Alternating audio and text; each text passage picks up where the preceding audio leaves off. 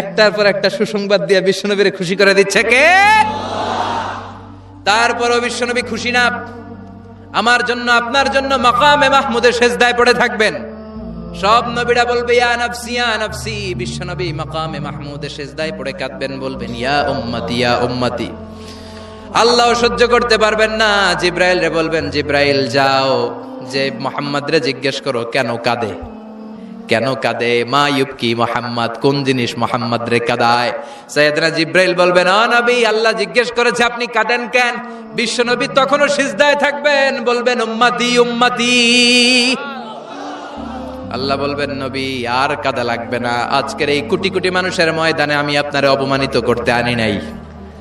আজকে আমি এমন ভাবে আপনারে খুশি করে দিব যে ওয়ালা সাউফা ইউতিকা রাব্বুকা ফাতারদা, এমন এমন জিনিস আপনারা আমি দান করব, আপনি খুশি হবেন। আসল খুশির দিন আজকের দিন।